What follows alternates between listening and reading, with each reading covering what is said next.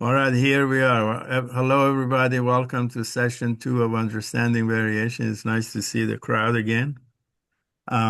So we've been chatting a little bit about life and everything before the session. So just while we're being recorded, is there anything you'd like to share about any news or anything we've discussed so far? Or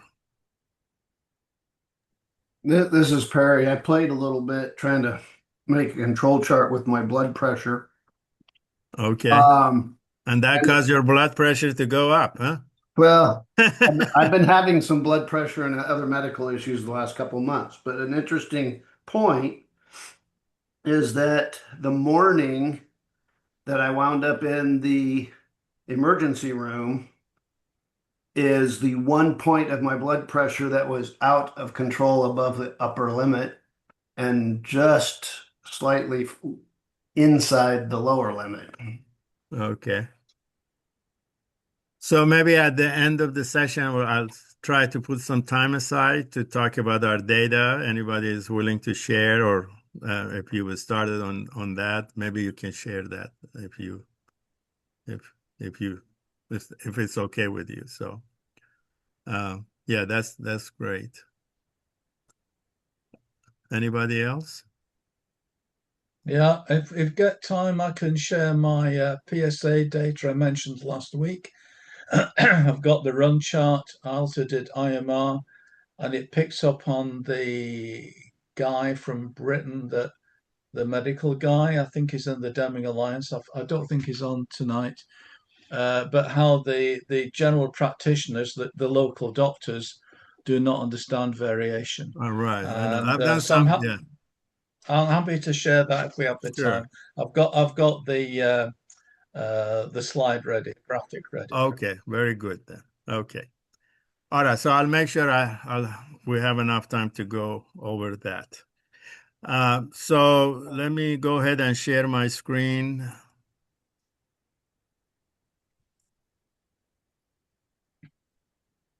Okay.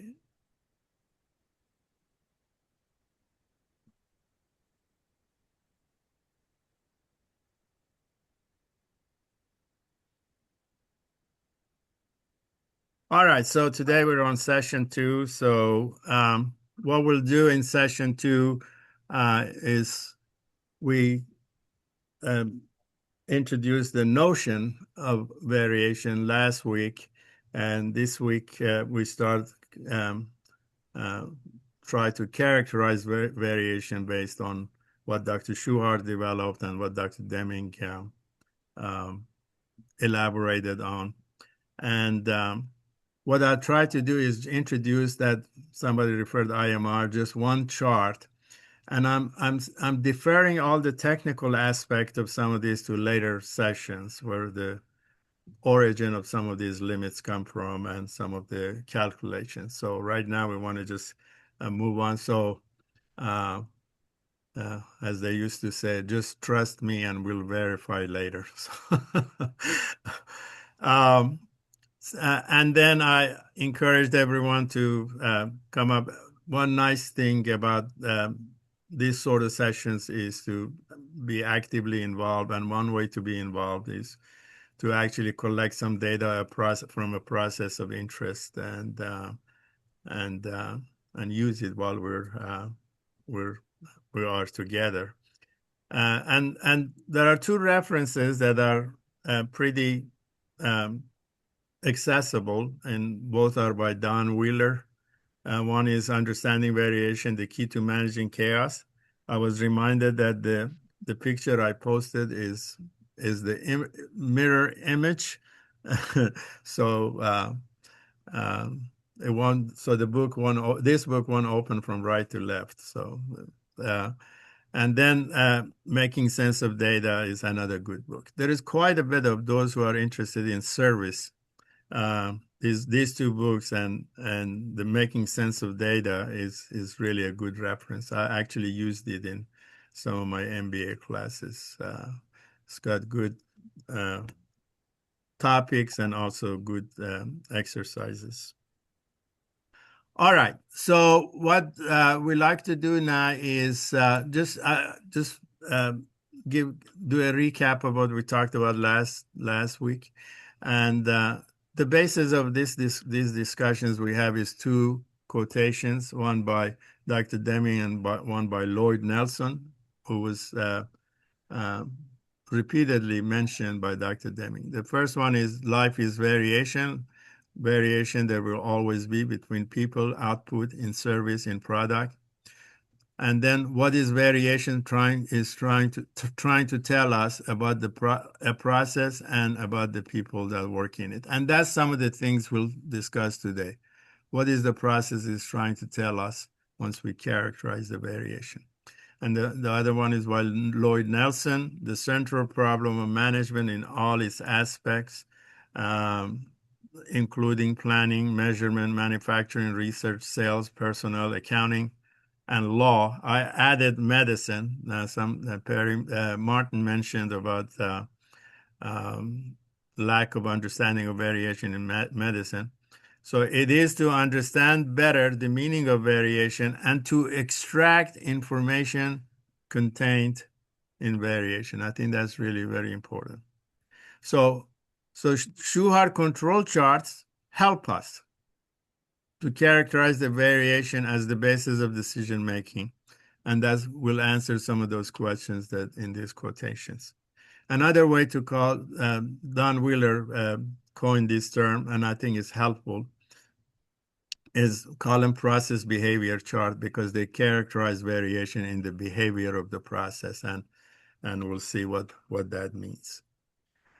We also cover some methodologies in data analysis common now, even today. Sometimes we want to analyze data based on our hunches and experiences. Well, hunches and experiences could be very limited, and it could vary from person to person. Then we looked at a data set that perhaps we compare this current point to the last point, this month to last month, or this today to yesterday, or similarly as to a point in far past. This month compared to the same month last year, or any other innovation that we develop in order to analyze the data. Another way to analyze our data approach is just we compare it to averages. On average we do this, on average we do that, and average is simply a data point, and it's not sufficient to characterize the variation. It's just simply the point. The average of your data. About half of them are below the average and half are above the average. Another method of data analysis commonly practiced is compared to some type of a specification limits. Budgets are examples of specification limit, manufacturing limits, and so forth. And that is to say that as long as we are within the upper and lower specification limit, we're okay. But as soon as you cross that line on the high side or that line on the left side, you become from 100% good to 100% bad. That's really a step function. It's a binary view of the world, and doesn't reflect the reality. In fact, most of our problems actually come from products that are within the specification limits. How can a range of variation like this be okay? Then suddenly, with a small change in the data, you can go from 100% to 100 good to 100% bad. These only speak to the limitations. Perhaps any of them at the time, they were from a lack of better view and understanding of variation, people use that, and that's the only thing that if that's the only thing that's how you use it for decision making. As the adage goes, if the only tool you have is a hammer, a lot of things are going to look like nails. So you apply the methods that you know to your process. So the alternative to that was to try to understand variation. And one way to understand variation is really to consider the behavior of your process over time. any process, the output of any process is impacted by a number of factors and their interaction. So this is the data sets we were looking at. If you simply look at the rows and columns of the data, it doesn't really tell you anything. I can look at this a column of data and numbers and values, and they start jumping around, they start talking to me, and I can make things up as I go. But this is the output of a process, and the process is the transformation of input into output. So this process is impacted by a number of factors and their interactions, and that produces that data. If you plot that data in the order that you received it, that's what it looked like. And any fluctuations in your data, up and down movements of the data, is the variation in that process. It's the variation in that process is reflected through the data you collect is reflected in a process in a run chart. And this, what these numbers are, is up and down movements of the points are the variation in the process. It could be noise, as we discussed last week. Right now, you hear noise in your environment, but that's noise in the environment. It doesn't require your immediate attention. Jump up, jump down, do something. It's noise in the environment, and this is noise. This may be just noise in your data set, and how to characterize that is what Shewhart has done for us, and anytime that we act on this on each single point and try to address what happened between these movements of the points. If somebody asks you what happened and somebody asks you explain, all they're asking you is to explain the variation. And if I could explain variation like that, I'll be in a better place now. So that's the method that we should really take into account. The first thing, begin with a run chart with a time series. It's cheap, it's inexpensive. Put it in Excel and say run chart or anything, and there you are. You observe the behavior of your data over time, and that would be the starting point of any analysis. The other topic we discussed last week was operational definition. It's very important in decision making, in data analysis, in training, in education, in communication, and that is what Dr. Deming calls an operational definition, puts communicable meaning to a concept. So what is hot, cold, clean, 50% wool, 50% cotton? What does that mean? Well, you ask, everybody may have a different concept of that. It causes confusion due to in the work and training due to lack of operational definitions. I have added this for this week because now if we understand variation and control charts and how to make decision, then the words significant, random, control, homogeneous have operational definitions. When somebody says this was randomly selected, what does that mean? What does that mean? Or you say this month was significant, or this individual is exceptional. Well, what does that mean? What is the operational definition of significant or exceptional? What is the operational definition of random and control and homogeneous? And we learned that what Shewhart helped us to distinguish between the types of variation, as we'll see, he gave us a tool. He gave us an operational definition, and he called it 3 sigma limits, upper and lower control limits, as we'll see shortly. It is an operational definition to distinguish between 2 types of variation. That's what 3 sigma limits are they are operational definitions. It is so important that in the PDSA cycle process for improvement early on in the planning, you operationally define what you're trying to do and what type of data you're trying to collect, and operationally define those. Is paramount in process improvement, in communication and discussions. The other topic we covered shortly last week was the how to present your data. Data presentation should preserve the evidence in data for all predictions, and we'll talk about predictions shortly. And doesn't mean you have to have a magic ball or a wand or something. It is prediction has really it actually has a philosophical uh,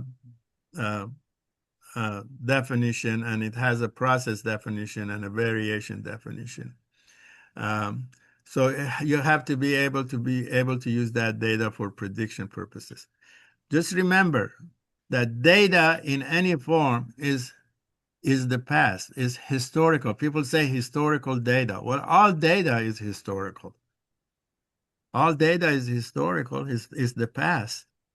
And later on, we'll discuss the distinction between enumerative and analytic studies that Deming developed.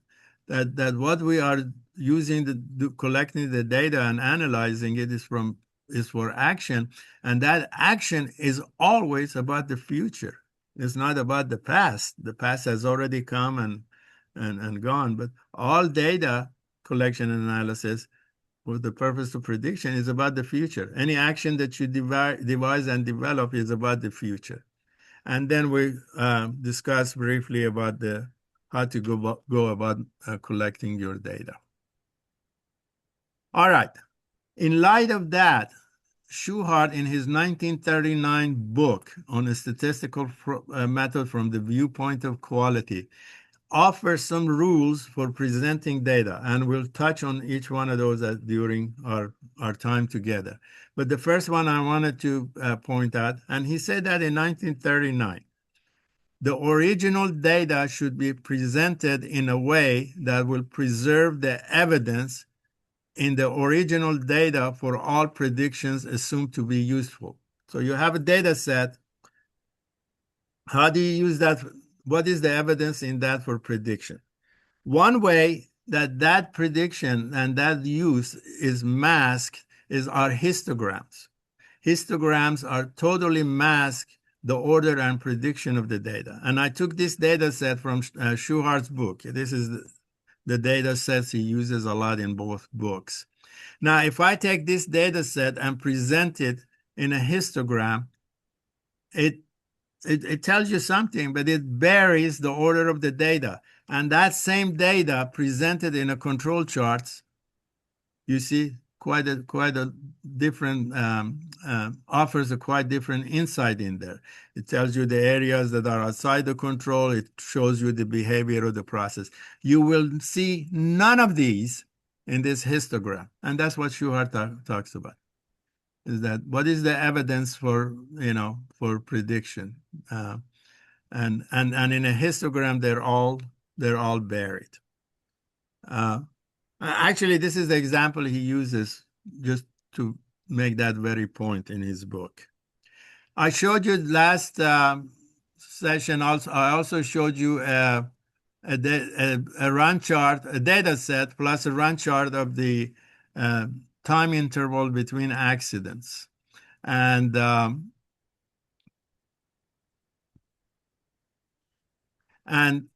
so this was the data set. This is a histogram of that. But look at once you put it in the in a simple run chart. See, this totally masks the behavior here, and some of we'll see later the special causes and what happened here, what happened there, and things of that nature. All of these are masked. And see this order, we might be interested in the order by which these incidents occurred. And the histogram totally masks that. It masks the order and the behavior of the process. And that's what Shewhart talks about, is how you preserve the evidence in the data for this purpose. Two other quantity that we'll be talking about is one is average, and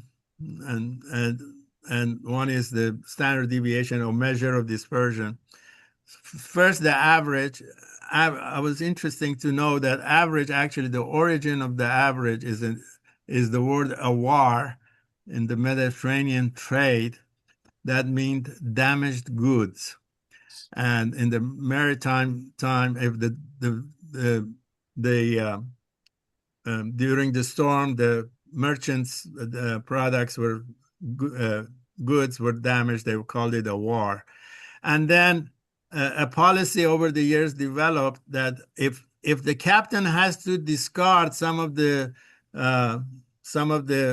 goods, the cargo, and they are damaged, what do you do? How do you share in the losses? So they try to devise a method in order all the merchants would share the cost of the damaged goods, and that was called a vary. And over the years, that there were all sorts of methodologies developed to establish a proportionality, and that came to be known as the average as we know it. And there are many methods there are books on how many methods of averages to develop. They're all elegant and interesting, but all we're interested is what we know is the arithmetic mean or the average. It's simply you add your values and you divide it by the number of data points. That is sufficient for our purpose. And Shewhart goes in detail to show that in his book that is sufficient. There is a geometric mean, there is all sorts of means, but all we're interested is a simple method of averaging, and that's sum all your values and divide it by your data points. So we know that the average is essentially, this is the average of these data sets. The average simply means the center of gravity is the pivot point of your data, and is the balance point. If you have more data on this side, it's tilted to the right and it goes to the other side. That's what skew means. If you have more weights in this area on this side, it's a skew to the left or a skew to the right. But you can think of it as, if you see my fingers here, is the balance point or center of gravity. I'm trying to find the center of gravity on this pen and keep it balanced. But if you think of a seesaw, that's what that is. That's the pivot point. In physics, they call that the first moment. That's what average means. And it's very helpful, and we'll use it extensively, and that's all we need. Any other ways, it might be elegant for our purpose, but it's not useful. The other measure of dispersion is the variance, and by extension, the square root of it is the standard deviation. Standard deviation describes how spread out your data is. As you can see in this case and this case, you see the data is spread out widely here versus this. These two processes have the same average, but one has a much wider dispersion and is spread out. And then another measure of dispersion for a small sample sizes that we use for our processes is actually range, and that's simply the maximum minus minimum. Now, the sigma, the letter sigma or the sigma, is the standard unit of measure of dispersion. So you can think of it as that. Oops, right here. That's what when they say 3 sigma or 2 sigma, that's what that means. 3 sigma limits is 3 standard deviation, unit of measure of dispersion. And there is a special way to calculate this, and we'll touch on that briefly. So now to move forward with what I'm trying to understand the behavior of the process and the variation in that. This is the data set that we introduced last week, and we just touched on it. And we see the up and down movement of points, and all of that reflects variation. This up and down movement of the points is noise in your process, is variation in your process. The variation in your data set is a reflection of all the factors of variability and their interaction that reflected itself in your data, and you plotted it over time. And this order of plotting is very crucial. It's vital. It's sometimes the most important feature of your data. the order by which you collect the data and you plot it, hour to hour, day to day, or month to month, or however. Whatever order you have, that may be the most important feature and characteristic of your data, and it's very insightful and very helpful. So how do you characterize that variation? Remember that the problem in the 1920s was Western Electric had a motto that as alike as two telephones. And the problem, harder they tried to make it similar, make it more alike, the worse the problem got. And this is according to Dr. Deming. And the problem went to Dr. Shewhart.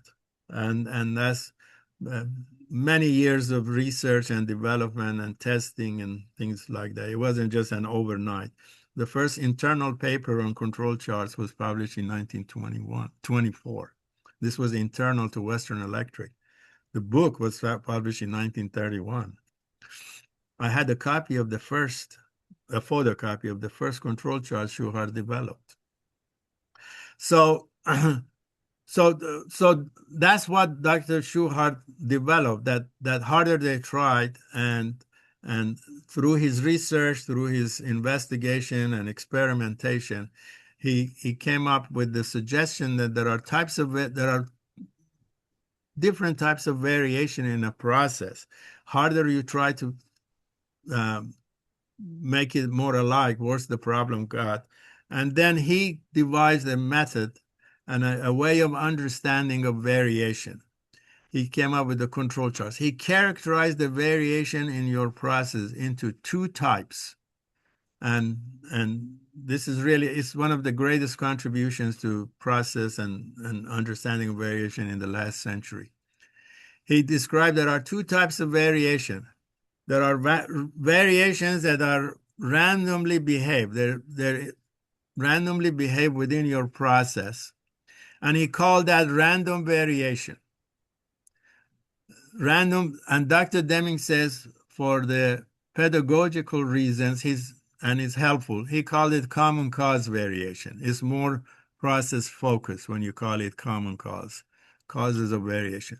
So whatever data comes out of your process, he says common cause variation produces points on a control charts, and we'll talk about that over a long period all fall inside the control limits, and we'll discuss how to set these limits. Common cause variation stays the same day to day, period to period, lot to lot, shift to shift. It's predictable variation. You have a known capability. And improvement, this is the most important as the basis of decision.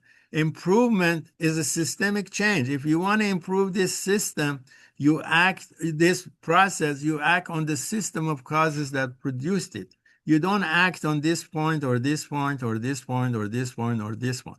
You act on the system, the underlying. That's Shewhart's term, underlying causes. The underlying causes that produce that variation.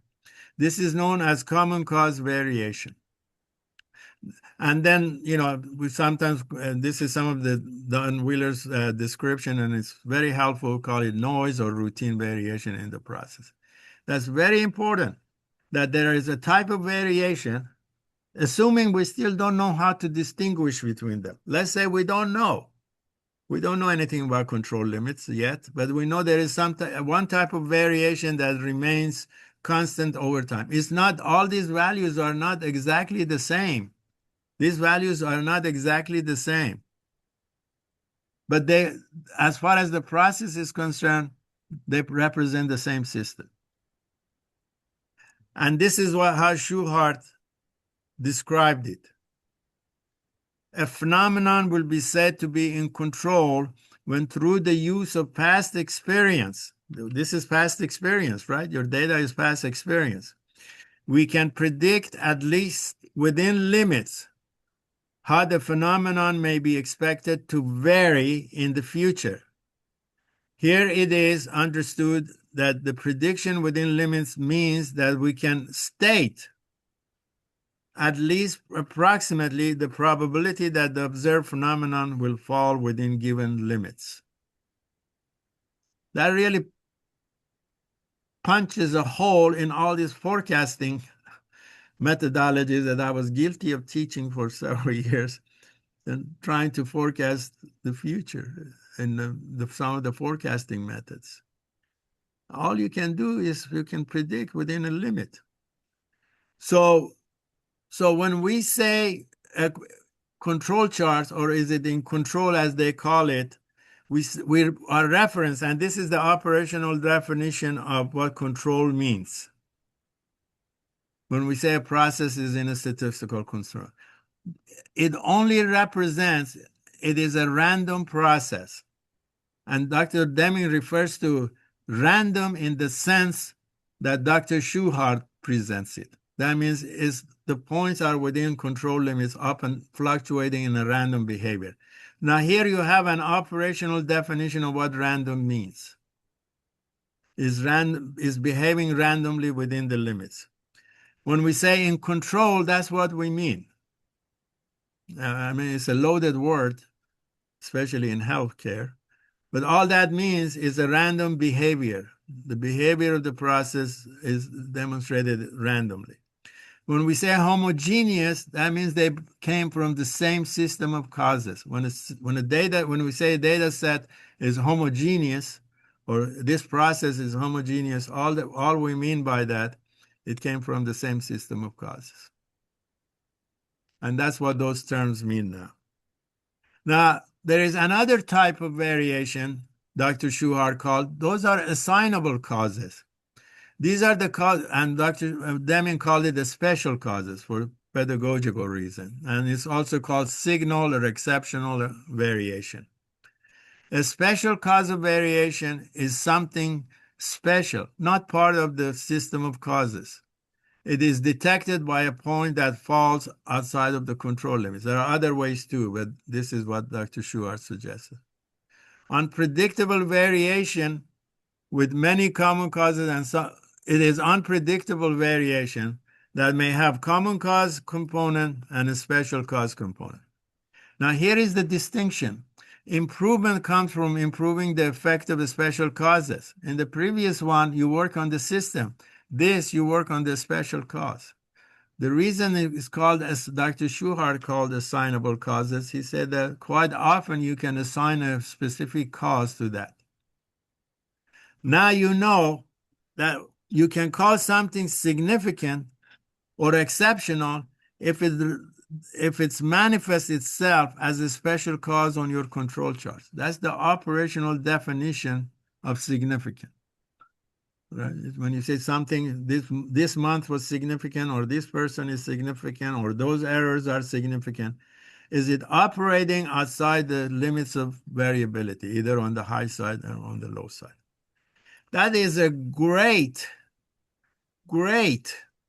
contribution to our knowledge and our insight. Now you can look at this data set and ask that question: is there common cause or a special cause of variation present? Because depending on which type is present, you take a different course of action. And that's what Shewhart helped us find out and learn, and the insight. So that's what that is, a statistical process control, or a common cause variation, and one with the special cause variation. All right? And that's what Dr. Deming suggests. In your data analysis, whatever you're looking at, the first step in the examination of data is accordingly to question the state of a statistical control that produced the data. What state is it in? Nothing else matters. What state is it in? Is it common cause variation, or is it a special cause variation? There is a reason. If it's common cause variation, you're acting on the system. If it's a special cause variation, you act on the special cause on that point.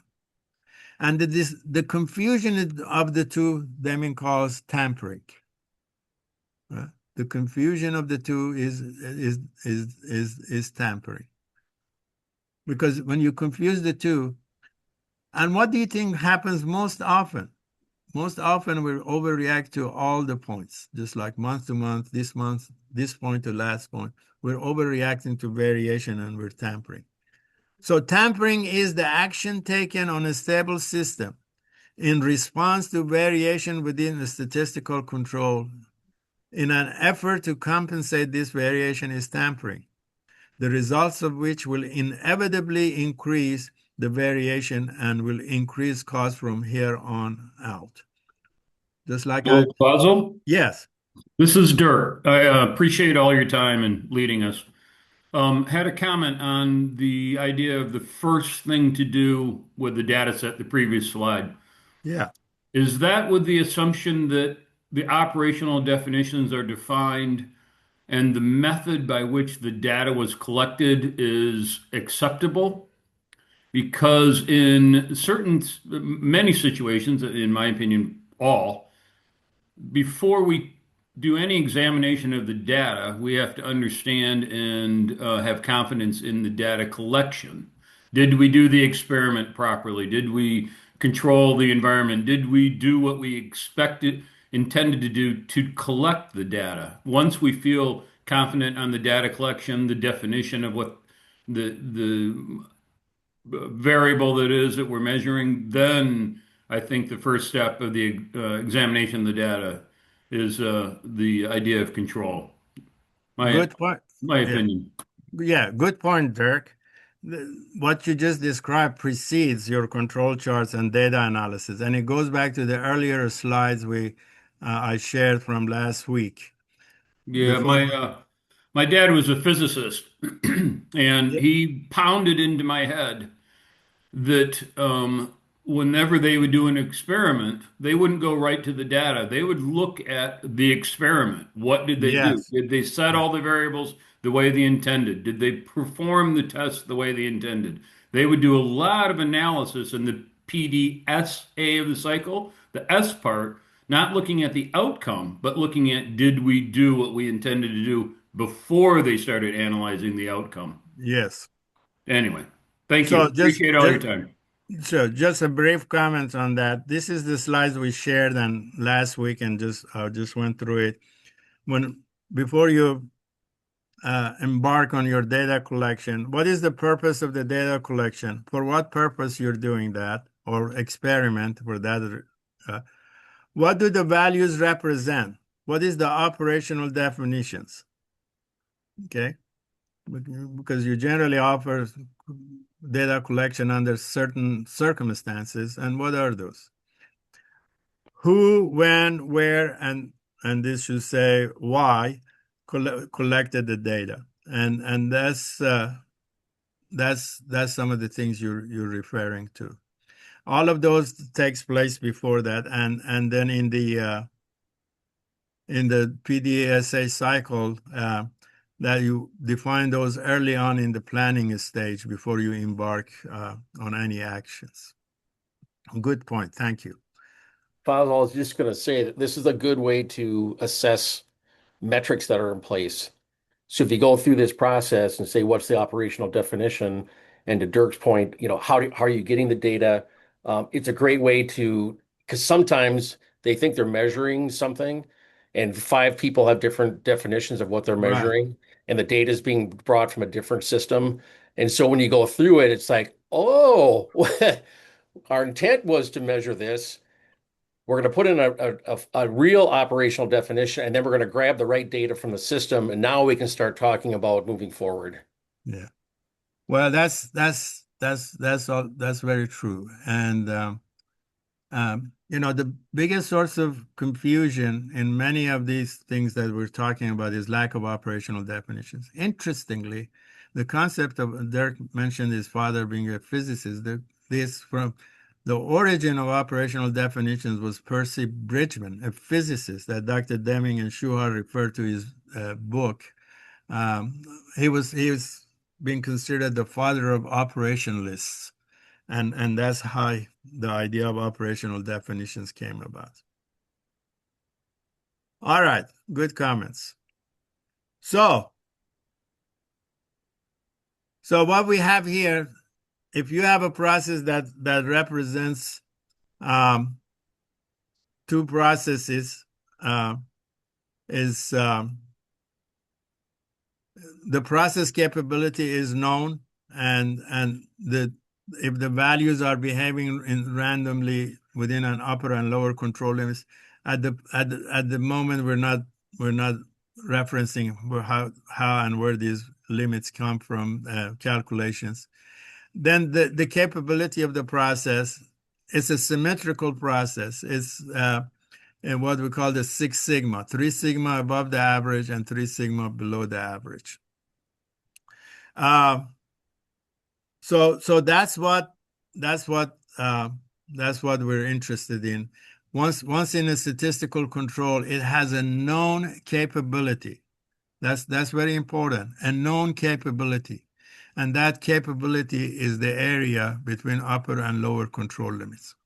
What's important to really point out that all of these values, upper and lower control limits, are calculated using the process data. It didn't come out of somebody's office. It's not a specification limit. It represents how the process is behaving under current conditions. So these limits are, you see, it's the average and the standard deviation, all calculated using the process data. And it's very important to point out that that's what they say. This is what the process is trying to tell you, Deming says.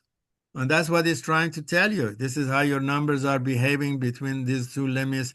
This is the capability of your process.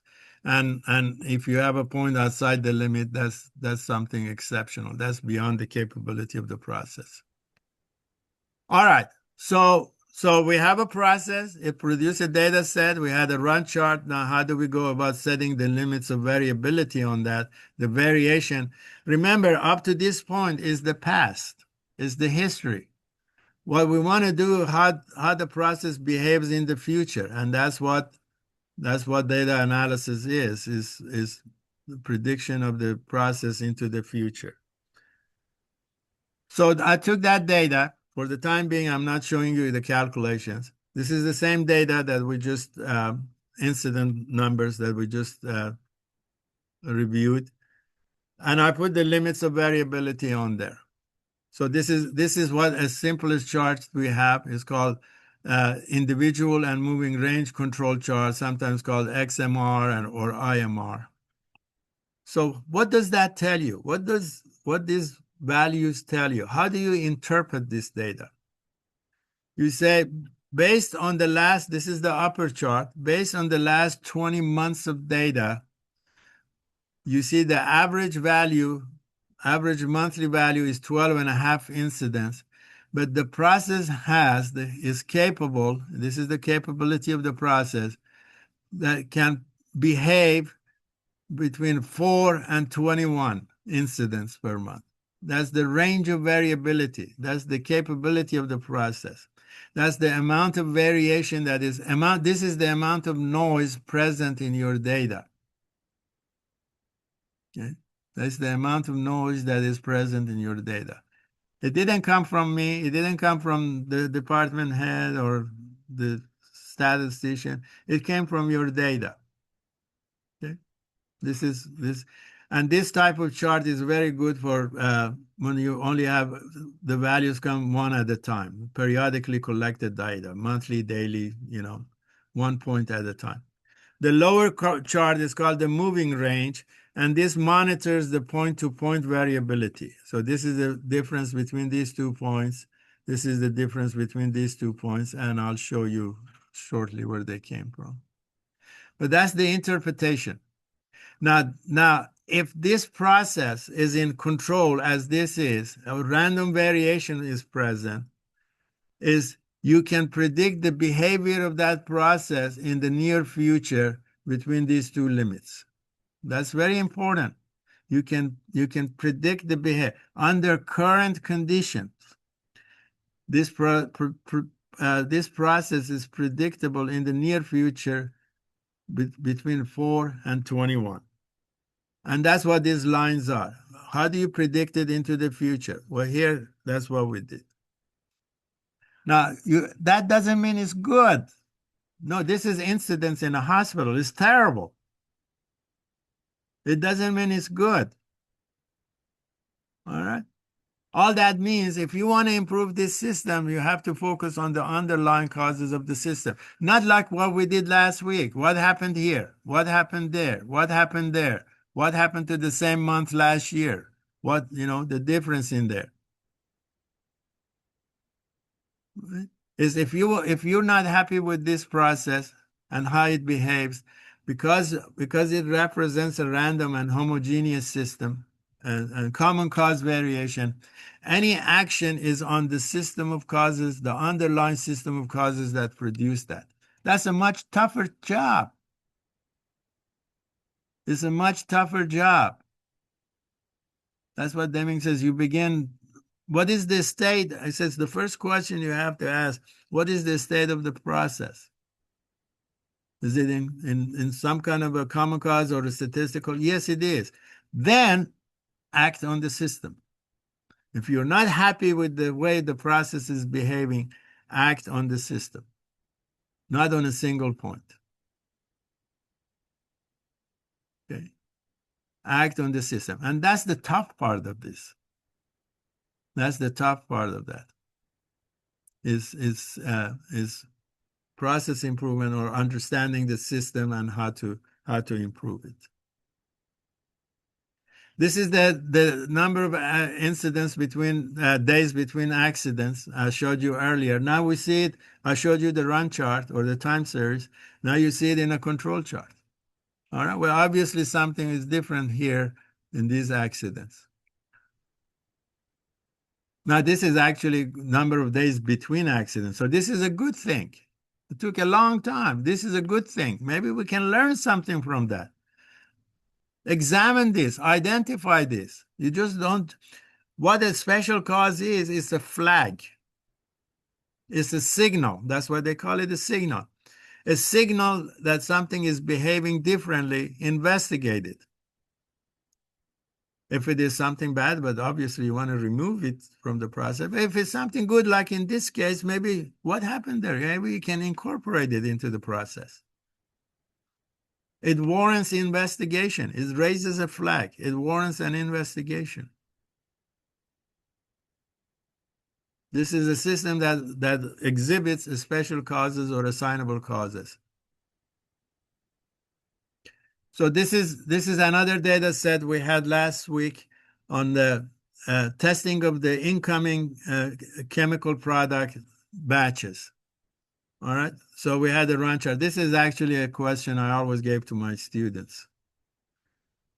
It's in control based on the last 20 data sets, 20 batches, 25 batches we examined.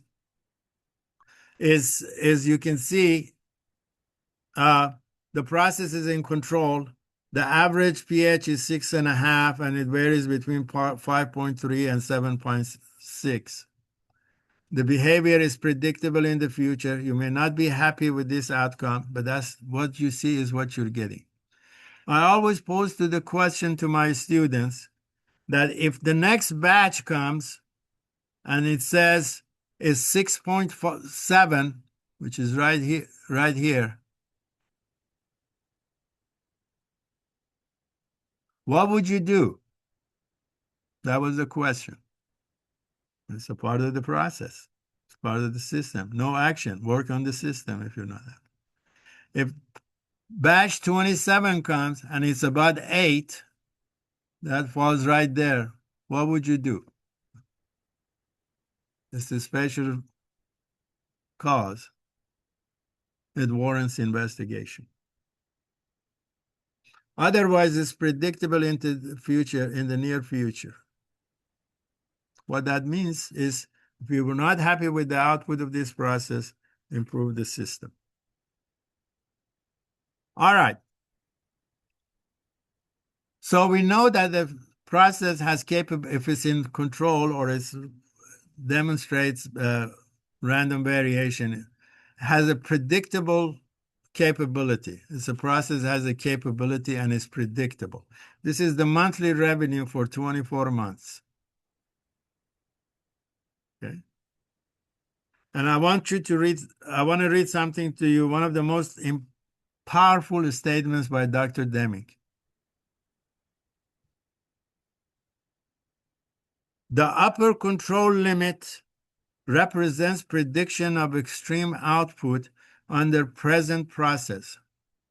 To seek output beyond the upper control limit is as sensible as to defy gravity.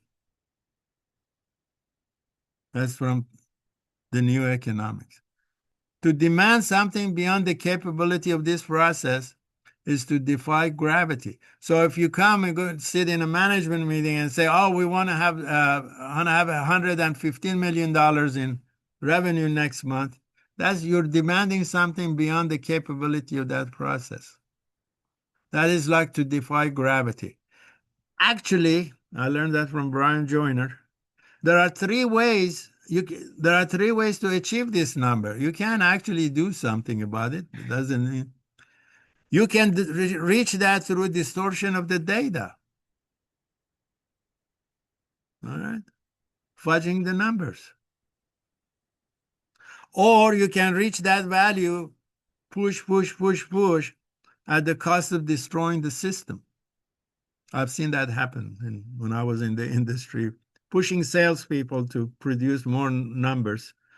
It really caused a lot of problems for the customers. Or you can achieve that number through improvement of the system. You go through a series of PDCA cycles, you move the process up. Now that number becomes a part of the system. Now that number becomes a part of the system. But you can see, for us to understand that, first you have to categorize the variation. And the important part of that is that to demand a number that is beyond the capability, what Dr. Deming calls it, is as sensible as to defy gravity. But of course, in some current management styles, they push, and they want people to achieve that number, especially if their jobs depends on that.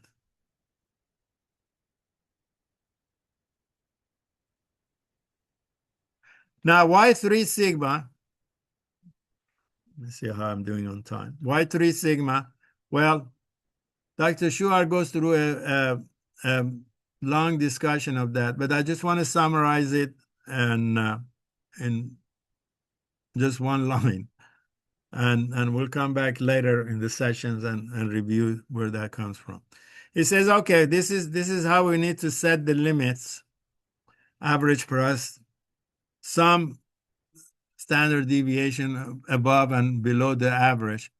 But what would that T be? What would that multiplier be?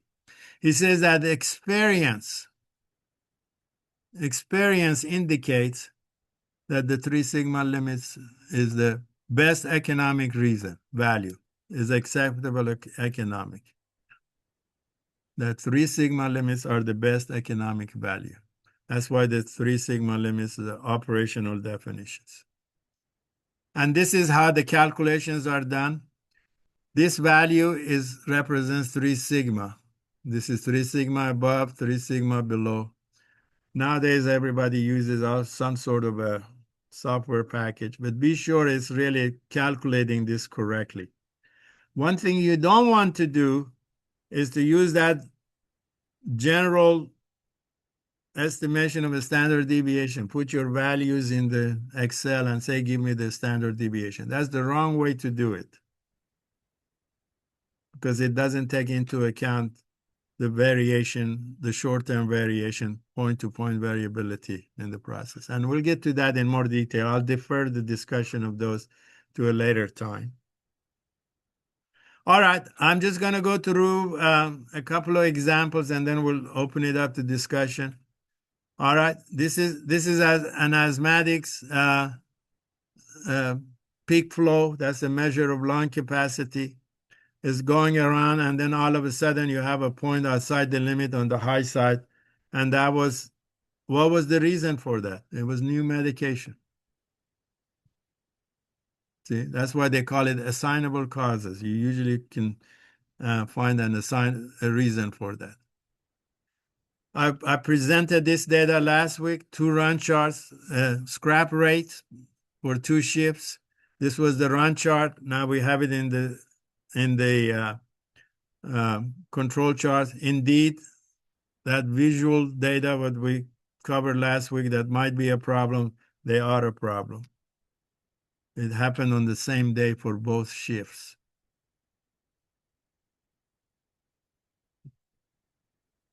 This is the account receivable for actually one of my students who work for a local organization. That days in AR and all that. I'm using this chart to show you a point. Remember that this points takes point-to-point variability. Sometimes if there is a big break in your data, it's reflected in here. Look here what happened. This drop in these 2 months, they're both within control limits on that chart, but that difference was so large that it shows it at the special cause in the moving range chart. And we'll talk about more that what they call that there is a break in the system here. Even though these 2 points are in control on the upper chart, but the drop in that was large enough to cause a special cause in your lower chart or the range chart. All right, I did some work with asthmatics, a group of allergies. This is when the data is stratified, you blow in a machine in the morning before medication and after medication and plot your data. That's the measure of lung capacity called peak expiratory flow, PERF. And if you just simply plot it, first point, second point, first, you get this sawtooth pattern. This is an indication there is a problem in your data, and you need to separate them. Well, sure enough, what do you think happened if you take this data set and take this data set? All of these data sets are the points after medication. This is all the data points. So it's not a homogeneous system. You have introduced medication in there. This is not a random process. It's not a homogeneous system, up and down. So you separate them. You separate the morning before medication and the morning after medication. You see the distinction. You see the difference in the average of the 2 processes. That's the effect of medication.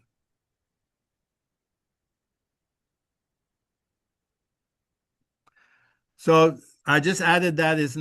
I don't think it's in your hand that I added that this morning, because every once in a while you hear on the news about near misses, and they like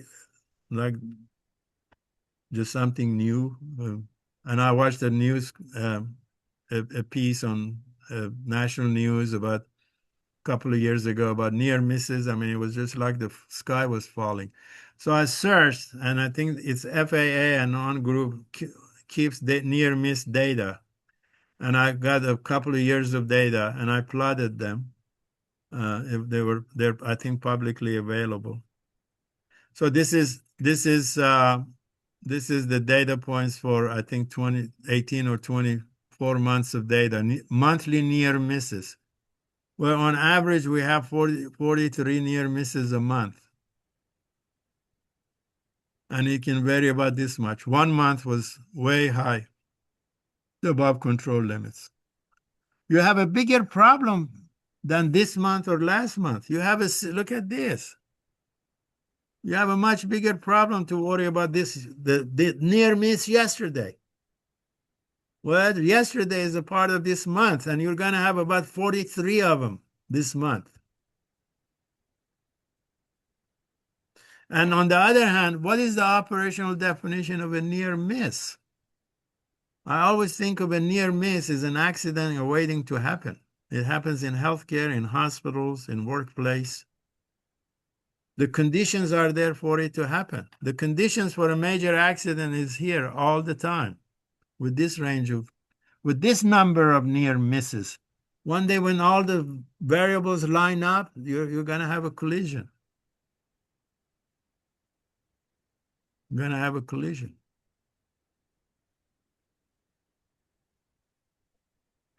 All right. So I'm going to save time for our discussion. I'm going to save that for next time.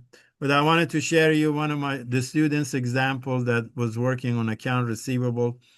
He had my class and he learned about he was on fire about understanding variation. He went to work, he became a superstar. This is the number of days in AR. How many days does it take to collect? And this was millions of dollars a month for a very large healthcare institution. He knew about process improvement PDSA cycle and worked on it over 3, 4, 5 years. And look, the average moved from 51 days, then to 42 days.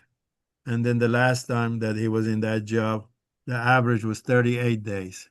Can you imagine? Can you imagine?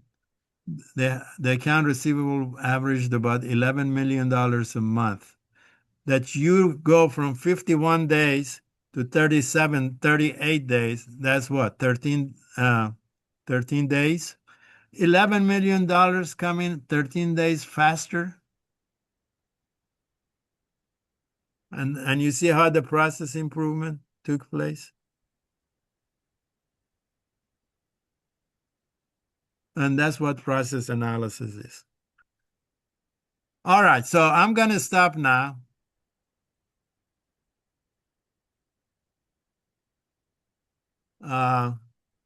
And I've been talking the whole time. So any comments about the topics first before we go and share data?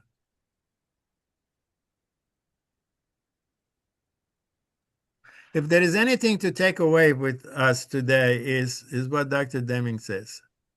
What is the state of your process before you do anything else? But before that, did you collect the right data, operationally defined it? What is the state of that process? Because that sets the course for what type of action you're going to take. Is it going to be action on the system or action on the single point?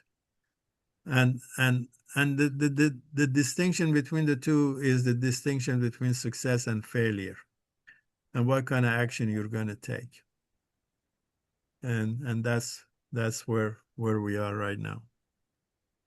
Fazel, can you jump back to that prior slide that you had?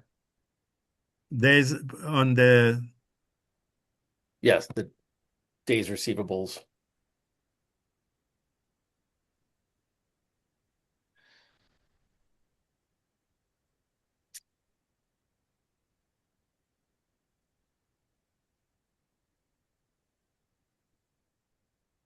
Well, my slides are not moving.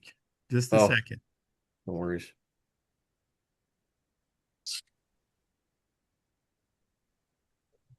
Let me see if I can.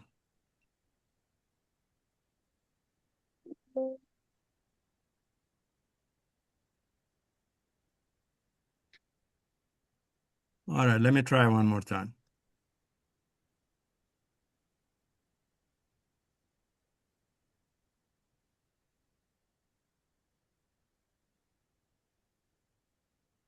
This? Yes. I just want to make a comment. This dawned on me, this was quite a few years ago, was to once you saw a sustained change in the process performance, is to remove older data. So that allowed better sustainment. So once you saw a new level of days in AR, so you saw this big shift down once you got into let's say it's month 16. Once we saw that sustained, we would get rid of the old data, which would reset the upper and lower control limits. So that became our new standard. And then we started a continued improvement. Yeah. So what I like about this is showing that they actually did this. They took the old data out, showed that are now sustaining an improvement in the AR, and then that we'd work from that point to do further improvements. Oh, yeah, that's true. And I just wanted to show you this took him like 4 years. This wasn't just an overnight Sure. thing. 3, 4 years, and this is a long time data. I just wanted to show the history as how he got where he got. I was very pleased. I took him to a conference to present his findings. Actually, it was one of my superstars.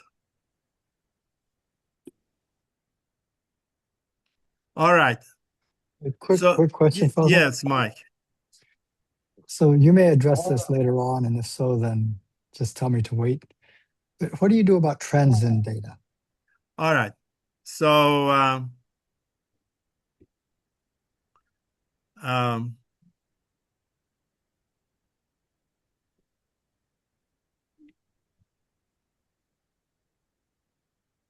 so I because of the time, I just um, I overlooked. I'll come back to it in the next session or so. We have Dr. Shewhart suggested 1 point outside the limits is as a measure of special cause. They call them detection rules.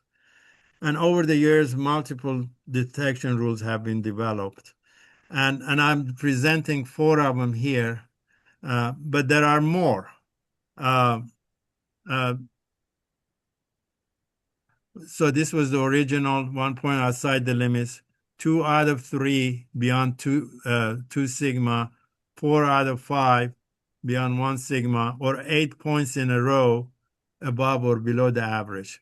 There is also another detection rule that if you have 7, 8 points increasing or decreasing, that's also a measure of the presence of a special cause. Oh, is that like triangle pattern or something like that?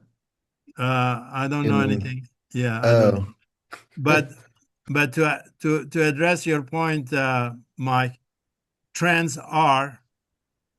But what is the operational definition of a trend? Is 3 points in a row a trend? Well, you could do that, but there is a price to pay for it.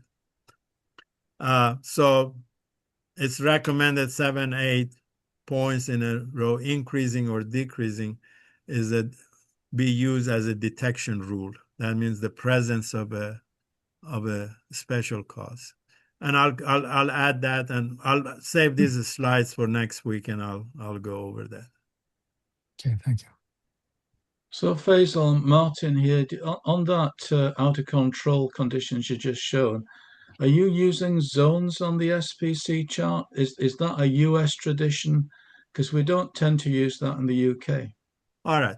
So those zones are what they call Western electric zones. Western electric, and because with naked eye is hard to determine the 2 sigma limits or 1 sigma limits or 2 sigma limits. It's hard to see that on a chart.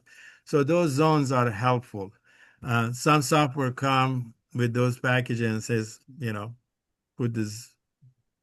include the zones. But the zones are from Western Electric. Okay, I just wanted to clarify. Okay, that's fine. Let me just say something about detection rules. There is a balance there. There are over a dozen detection rules. More detection rules you include, more sensitive your chart becomes to small changes. So what is the balance point? Only having a single detection rule, which is only a single point, you may miss some other opportunities. So what's the balance point? And quite often, the Western Electric rules is the good guidelines for Western Electric is the phone company that Shewhart worked at. In 1956, they have a great book. I have it here in my library. So do I. I've got one here. It's a great book. So if you want to detect, I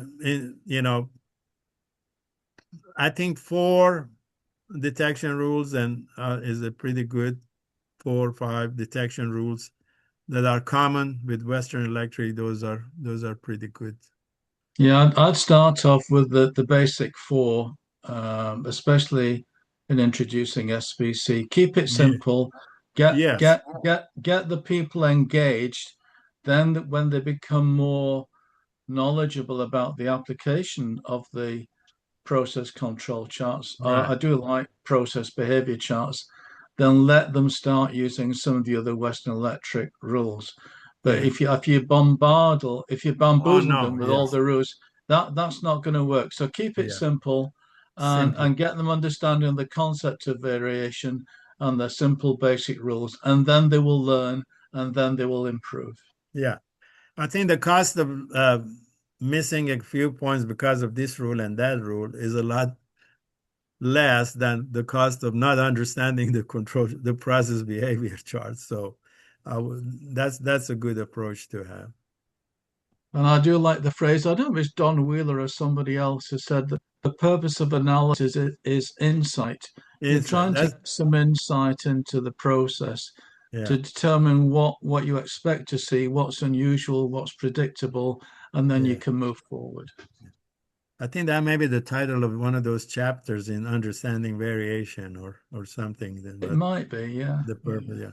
Martin, I did post in the chat two really good resources that actually have templates, ready-made templates. Uh-huh. You can download them and start entering your own data, and Yeah.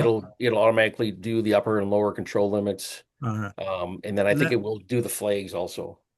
Yeah. the only warning I have about that caution I have, be sure that these software packages, even some of the reputable ones, they are calculating or estimating the limits according to the Shewhart methods.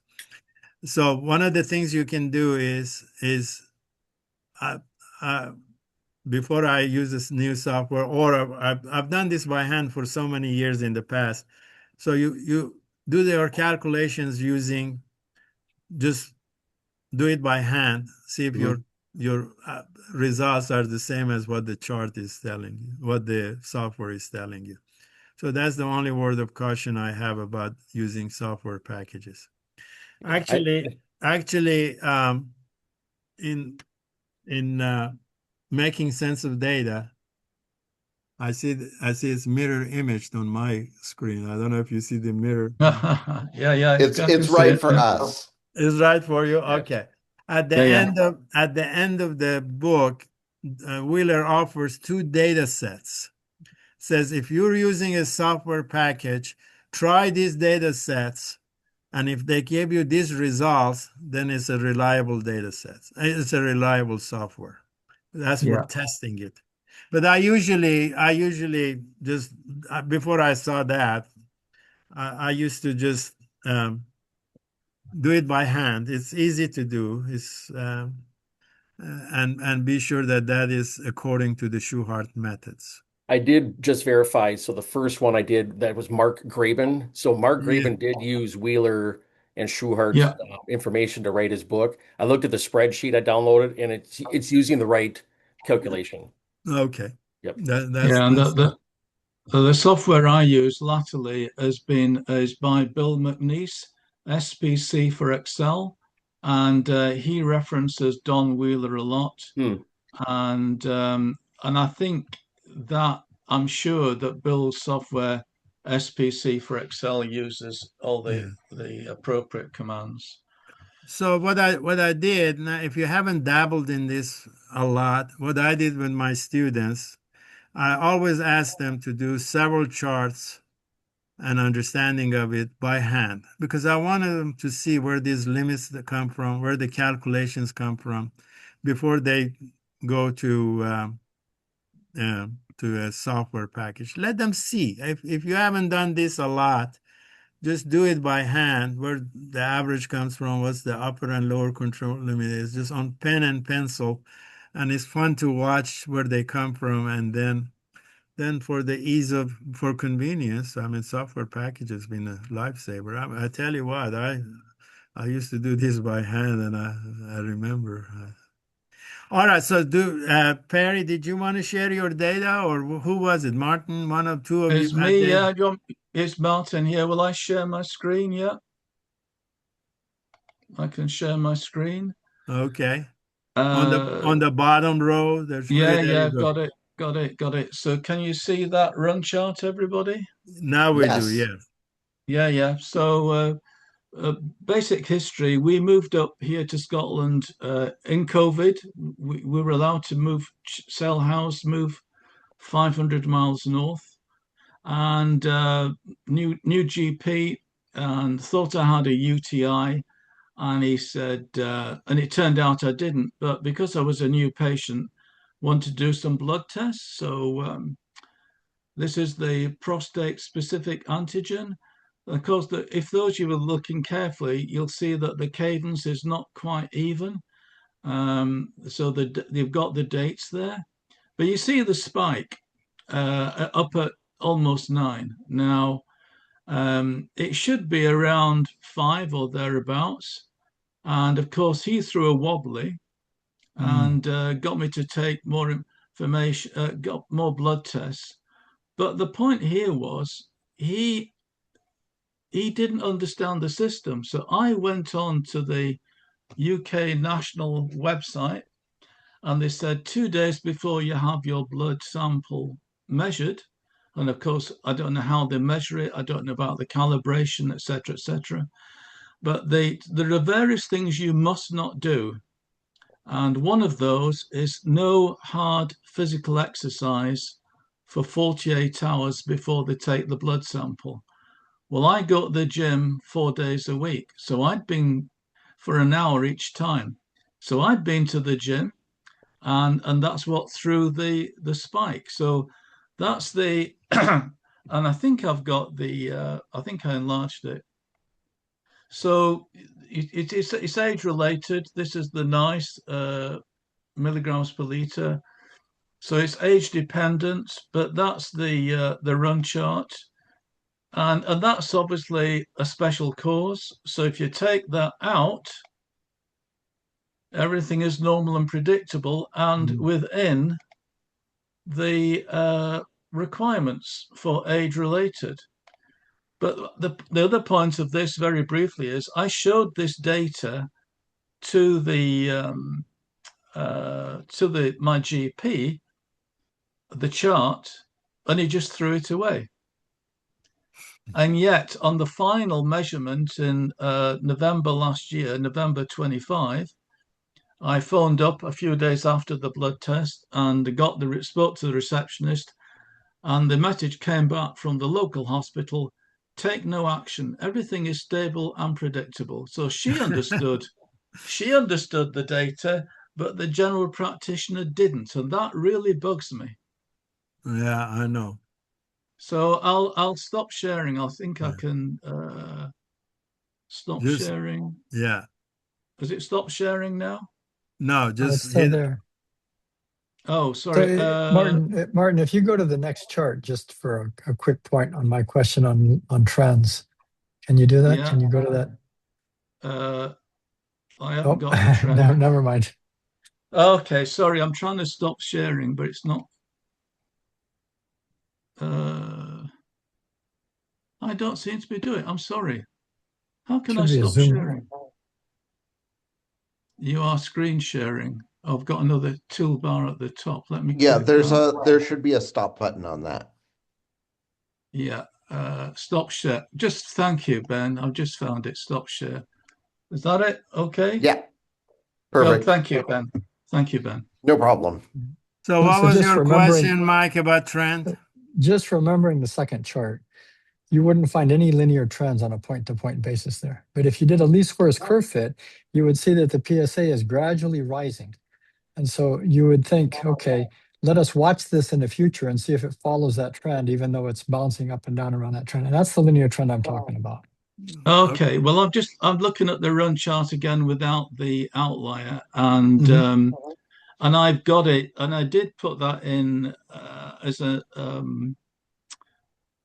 I put it into an individual and moving range chart, and it is completely stable. There are no trends. There's no trend in there because it's just bouncing around an average of 4.05.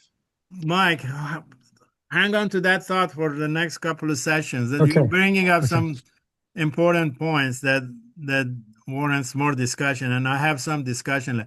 What is the operational definition of trend? What is this and that? All of those are very important points, and there is a way. If there is a trend in your data set, there is a way to put the limits on that too, so you can And there's more than linear trends. There can be You're a right, cyclical, usually a sinusoidal trend, which may or may not be seasonal. Yeah. And then there's also a very common one with early production programs is the learning curve trend. And Yeah. your data will look very strange until the process is, Yeah. well out there in number of units. Yeah. Yeah. Perry, go ahead and share your data. All right. So while I'm sharing this, let's see. A little background. This only goes back. You're seeing. This is a There it pretty goes. simple chart. You see the pretty color chart. Yes. So I only go back to April because back in March, April timeframe, I started noticing my blood pressure was lower than historical just by looking at a spreadsheet. And so I took some more frequent readings. This long span here is 3 weeks when I was in Mexico. And when I got back from Mexico, I started having this significant increase in my blood pressure. This point here is actually the day that I called the doctor and wound up in an emergency room. And then here is when they changed the medication, and then my blood pressure came way down.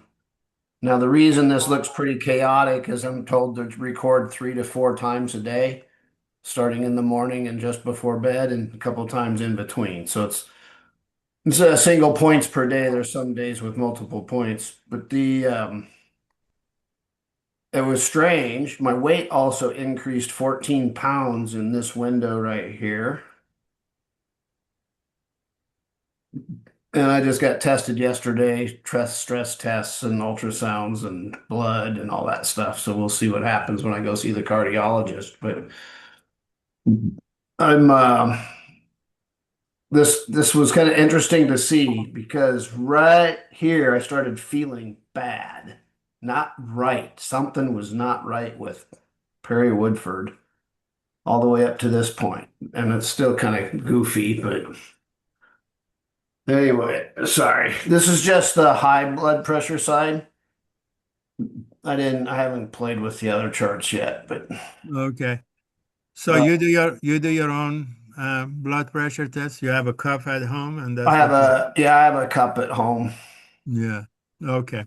So I do my own. Now some of these are doctor appointments. There are a couple doctor appointments here, and I'll record that for that day instead of what my device says. Yeah. And so far my primary care and my home one are very similar in numbers. But yeah, it's been a wild ride. Yeah. So so you just had a test done, you said? Yesterday I went through a heart stress test. So you can see this point's 167 for this diastolic pressure. Yeah. Systolic pressure was 167. My normal is about 100. Well, the average down here is showing 126. So 40 points high that one day. And it Yeah. was actually higher than that at the hospital. I didn't record that. It came in 174 at the hospital. Yeah. And a pulse of 53. So Perry, when you're at the hospital having your blood pressure taken, that could be like the white coat syndrome. You get stressed and worried and it bumps it up. So that's a possibility. I'm It's no medic, but what should be the I mean, it's all age related, isn't it? It's age and weight related for blood pressure, I believe. age, weight, and medication. The medication Okay. they put me on has dropped the blood pressure quite a bit more than what it It's was. it's also exercise or exertion. If you're on a treadmill and they take your blood pressure, it goes way up. Oh Yeah, yeah. yeah. Well, I'm But I watching think what I am watching my heart rate a lot more on my watch now. And I think the two examples that we've just shared are good to illustrate to people because I feel, oh, I can't use SPC because I don't make anything. I'm sorry, you can use SPC anywhere you can measure, get good data, and chart it through time. It's not just for manufacturing. Yeah. No, not at Yeah, all. no. One area that really can benefit from this is healthcare. Yeah. So especially clinical healthcare, not just processes. All right, I see our time has passed. Um, so, uh, Mike, what we suggested last week that if to make it more interesting, just come up with some data or use some of your data from your own process. So you may want to take that into I'm working on it. Unfortunately, my measurement system is not good because my first inclination is to track the number of times a day I irritate my wife, but the measurement system is very bad. Very good. Very good. Well, then you have to operationally define what an irritation is. So Yeah, and how do you detect it? What Yeah, so anyway, I'll try but to think of Anyway, something. but the other topics you pointed out about the trends and things like that would be good discussions in the future. So hang on to those thoughts. All anyway, right. good Well, to we'll see see you. everybody. All right. We'll see you next week. Good night, Martin. It's late for Yeah, Good you. good night. night. Late for. All right. Yeah. See you. Bye. Bye. Bye bye. Bye.